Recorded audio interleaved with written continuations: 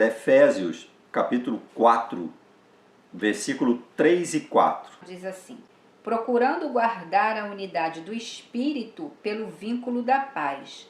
Há um só corpo e um só Espírito, como também fostes chamados em uma só esperança da vossa vocação. Um só Senhor, uma só fé, um só batismo. Então você vai procurar guardar a unidade do Espírito pelo vínculo da paz. Uma das definições de paz é harmonia. Sanidade. Isso. Veja, harmonia com quem? Paz com quem? Com o mundo? Paz com quem? Paz com Deus. Né? Vamos ver 1 João capítulo 1, versículo 7. Mas se andarmos na luz, como ele na luz está, temos comunhão uns com os outros, e o sangue de Jesus Cristo, seu Filho, nos purifica de todo pecado. Se andarmos Na luz, como ele na luz está, temos comunhão uns com os outros, e o sangue de Jesus Cristo, seu Filho, nos purifica de todo pecado. então temos que entender quando um casamento está em desarmonia, quando um cristão diz que serve a Deus e não tem comunhão com o Senhor, vive uma vida espiritual atribulada, vazia, alguma coisa está errada. Por quê? Porque se andarmos na luz, como ele na luz está, nós temos comunhão uns com os outros. Não é verdade? Isso. Agora, que luz é essa? Vamos ver lá no Salmo 119, versículo 105. Diz: lâmpada para os meus pés é a tua palavra, e luz para o meu caminho. O que a palavra é? Lâmpada para os pés e luz para o caminho. Então a palavra de Deus é lâmpada e a palavra de Deus é luz. Quer dizer, a palavra de Deus é o instrumento e a palavra de Deus reflete a luz do Espírito, não é isso? Porque vamos dar um exemplo, irmãos. Uma lâmpada, ela pode ser até uma lâmpada nova, mas se ela não estiver acesa, ela não vai emitir luz, correto? Então o que esse versículo está nos ensinando? Qual é o instrumento? É a lâmpada. Você, para ter luz, você pode ter energia no fio, mas se não tiver uma lâmpada para ficar incandescente, ela não vai produzir luz, vai? Não vai. Então a palavra de Deus é um instrumento, é a lâmpada. Lâmpada para os meus pés é a tua palavra e luz para os meus caminhos. Você tem buscado a instrução através de que instrumento?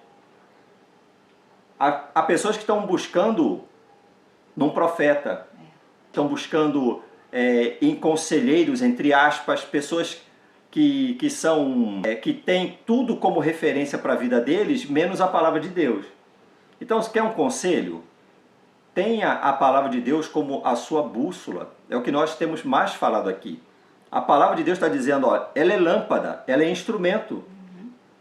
Qual é o instrumento aonde eu vou ter luz? Aonde é? Palavra. Porque ela é lâmpada. Lâmpada para os meus pés é a tua palavra e luz para os meus caminhos, né? Então você só vai encontrar luz na palavra de Deus.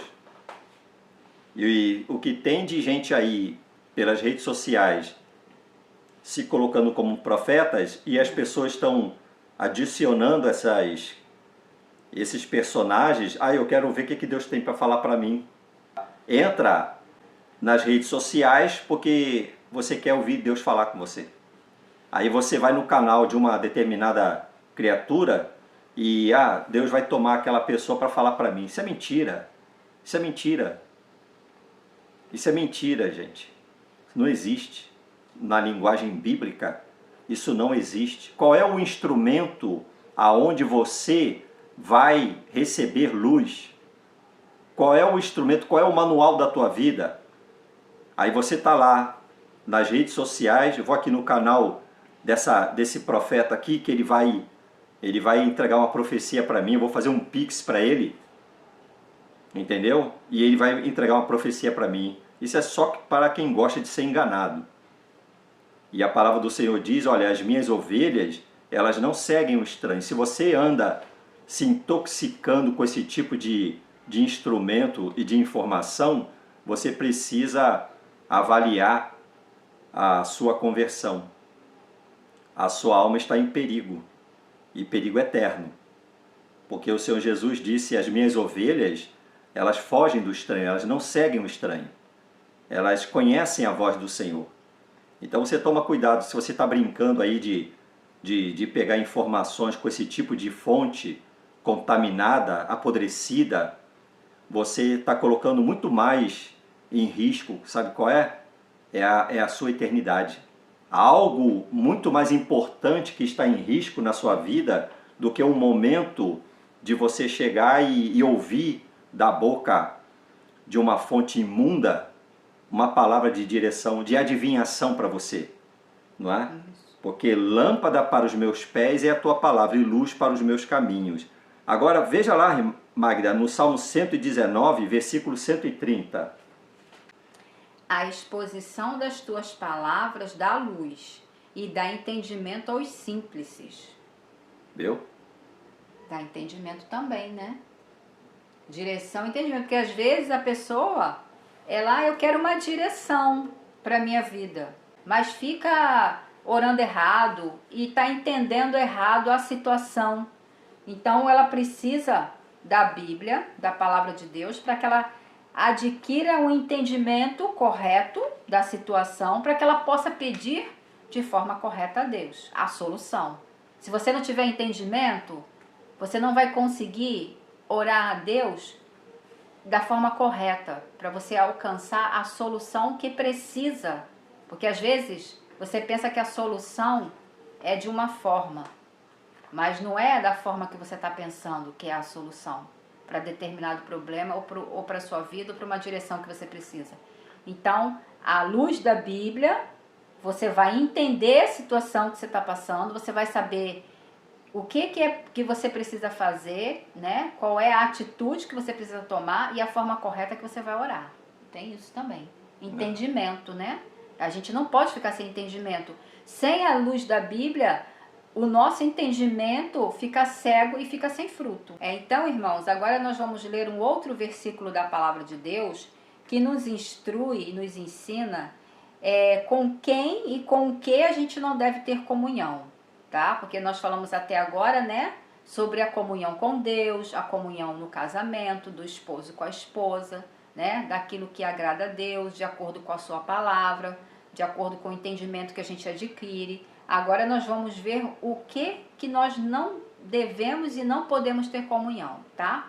Então, esse versículo se encontra em 2 Coríntios, no capítulo 6, o versículo 14 e 15, que diz assim: não vos prendais a um jugo desigual com os infiéis, porque que sociedade tem a justiça com a injustiça?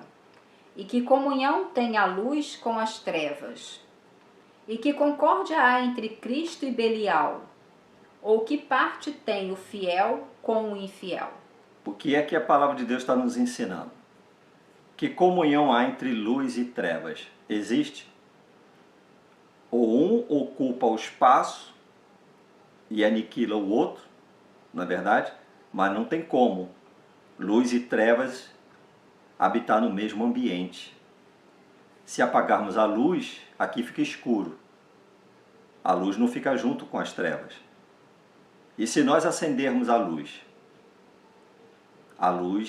ela vai dissipar a escuridão.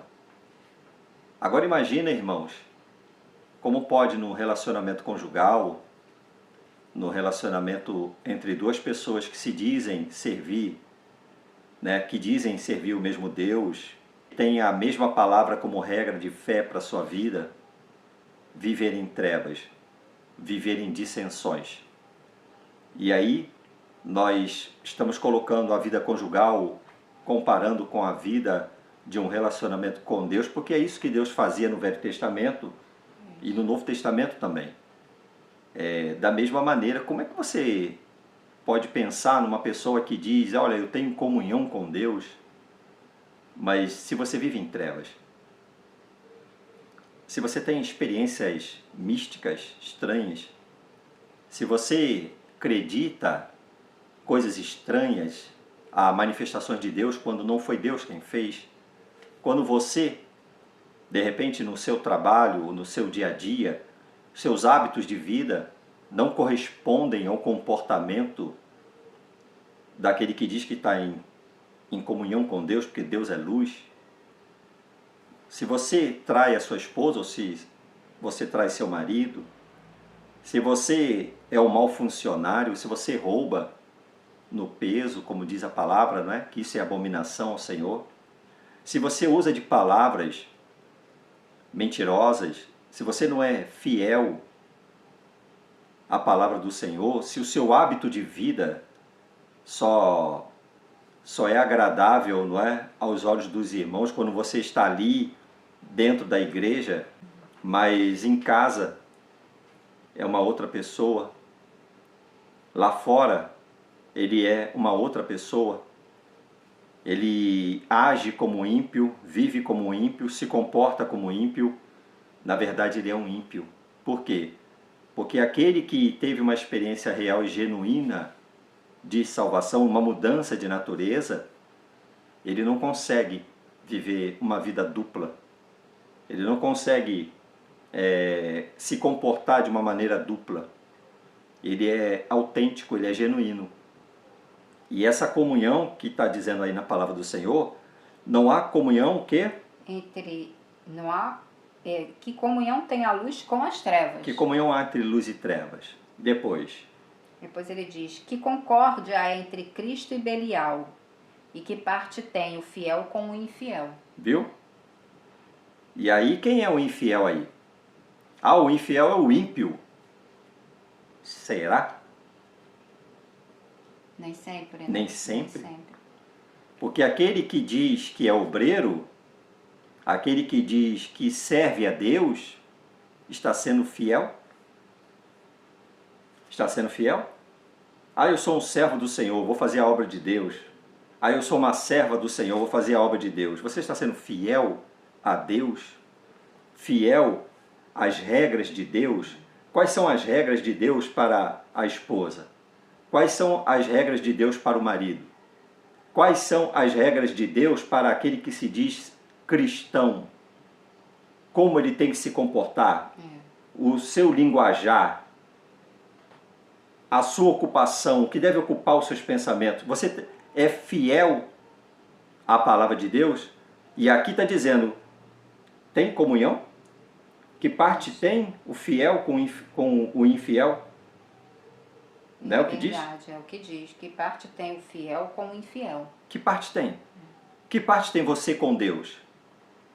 Você que diz que é cristão, né? Que diz que é cristão. Nós estamos falando aqui dos ditos crentes. Você que diz que é cristão, mas a sua vida está sendo dirigida em observância à palavra de Deus? Você está realmente sendo guiado pelas Escrituras? Ou você quer ser crente à sua maneira? Olha, que a palavra crente quer dizer o fiel. Então não se engane. De crente, muito mau título. E quando ele diz aqui, no versículo 14, na primeira parte, que ele diz, não vos prendais a um jugo desigual com os infiéis.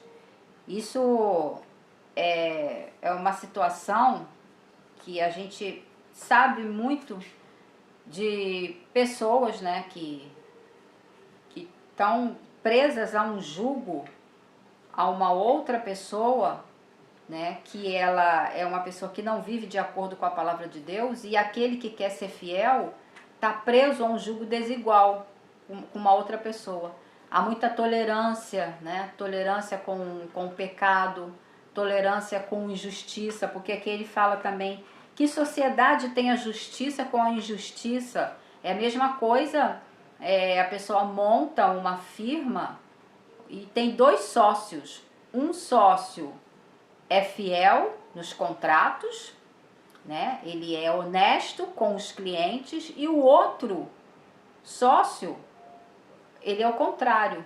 ele é infiel, ele é desonesto, ele engana os clientes, né? Ele trapaceia no preço, né? Na qualidade do serviço que ele está oferecendo. O outro está querendo fazer a coisa certa e o outro sócio que faz tudo errado, faz tudo de forma injusta para com os clientes, né? Não é fiel. Então isso aí ele está preso a um jugo desigual com o infiel, embora ele queira ser fiel, mas ele sabe que o outro está fazendo essas coisas erradas e ele está tolerando, né? Isso na família, numa empresa, no trabalho, seja onde for, né? Você não pode jamais se prender a um jugo. A Bíblia está aqui ensinando, não se prenda a um jugo desigual, porque você é sincero com Deus e você quer servir a Deus, né? E está num lugar, ou no meio, ou numa situação onde você está preso a alguém ou alguma coisa, ou alguma situação que está oposta à fidelidade a Deus, à justiça de Deus, que você conhece porque você lê a Bíblia e você sabe, né, o que é de Deus e o que não é, o que agrada a Deus e o que Deus abomina, né? Então há muita tolerância, né? Nós sabemos de muitas famílias que eles toleram muitas coisas dos filhos, da esposa, do esposo, né? Toleram, entendeu? Abrindo mão da fidelidade a Deus. Isso é muito sério, irmãos. É muito triste porque fere a comunhão. Como nós estamos falando de comunhão, é um tema importantíssimo, é um tema muito desvalorizado nos dias de hoje, nos dias que nós vivemos, na própria igreja em si, de uma forma geral. Comunhão, né? Ela ficou uma palavra vaga, relativa, porque nós sabemos de casos aí de pregadores que até dizem que cada igreja ela trata o pecado de uma forma, ela tem é relativo o pecado. Na minha denominação não crê assim, isso não é errado. Já na minha, já é errado. Não é por aí, irmãos. Quem determina o que é pecado é a Bíblia, é Deus, através da sua palavra. Quem vai dizer que você está errado, que você está certo, que você está na injustiça, você está na justiça de Deus, é o próprio Deus, através da sua palavra.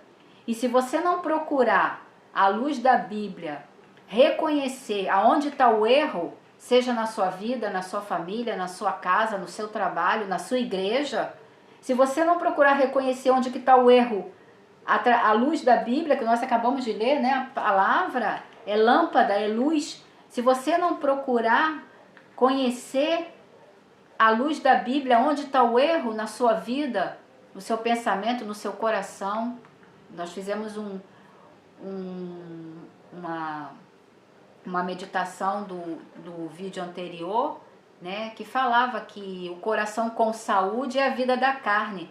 Se a gente não conseguir identificar, irmãos, aonde é que está o erro, aonde é que está o problema, à luz da Bíblia, não vai ter outra forma de você identificar. Você vai continuar, como a gente leu num versículo anterior, sem entendimento.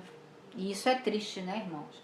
Então, é importante, né, que nós, cada um de nós, todos nós que servimos a Deus, que queremos ser fiéis a Deus, que é o desejo do todo salvo, né? De todo convertido, de todo aquele que nasceu de novo, deseja servir a Deus, obedecer a sua palavra, agradar e ter comunhão com Ele. E não tem como ter comunhão com Deus sem a Bíblia, sem a obediência, sem a sinceridade. Então, irmãos, eu espero que tenha sido bem esclarecedor, né? Esse tema de hoje, comunhão. É um tema importante para todos nós. Você falou muito bem aí. Não vos prendais a um jugo desigual. Então, há pessoas que estão presas, estão se colocando numa condição. Não é? Elas estão se colocando numa condição e não estão priorizando a sua saúde espiritual, a sua comunhão com quem ele deveria prezar, sim, que é a comunhão com Deus. Isso. Então, o que ele faz? Vamos dar um exemplo, né? uma determinada, né, um casal e esse casal não tem unidade para servir a Deus, né? Eles não estão em harmonia com a palavra de Deus, na obediência às regras de Deus e não servem a Deus de uma maneira agradável ao Senhor. Mas, de repente, para ir um churrasco em família, aonde tem um monte de gente que blasfema de Deus, que enchem a cara de bebida alcoólica, vai ouvir tantas coisas que não agradam ao Senhor, os dois vão. Correto? É o que acontece na vida de muita gente. Sim. Tem outros que dizem, eu sirvo a Deus, né? E aí ele vai pregar a palavra do Senhor, ele vai fazer as orações, vai convidar os irmãos de repente para ir na casa dele, para fazer o seu culto, mas ele tolera o pecado dos filhos dentro da sua casa. Ele tolera, faz vistas grossas, não é? A iniquidade dentro do seu lar, quando era obrigação dele reparar primeiro o seu altar, o altar da sua casa, para poder servir a Deus, não é? Por exemplo, o pecado de Eli, o sumo sacerdote, não é? Ele, embora chamasse a atenção dos filhos, embora ele repreendesse os filhos, mas como sumo sacerdote ele poderia ter feito muito mais, mas ele não fez. Ele poderia ter extirpado os filhos dele, né, da função de sacerdote. E por que não fez? Porque era filho dele. Eram filhos dele. Então, existem concessões, não é? A sua fidelidade, ela tem um determinado limite, ela vai até um ponto, desde que não toque na menina dos seus olhos, e aí precisa saber qual é a menina dos seus olhos. Entende? Qual é a menina dos seus olhos? Há muitas pessoas pregando fidelidade, mas fidelidade dos outros, não é? Entende? Nós conhecemos muitos casos, né, irmãos, de pessoas que até tinham um desejo de servir ao Senhor, mas se embaraçaram, se prenderam a um jugo desigual, com o filho, no pecado. Entende? Ah, mas é minha família. Ninguém está pregando aqui, irmãos, nada mais do que a palavra do Senhor. Nós estamos citando a Bíblia para vocês. E nós estamos vivendo tempos em que precisamos dar prioridades. Sabe quais são essas prioridades?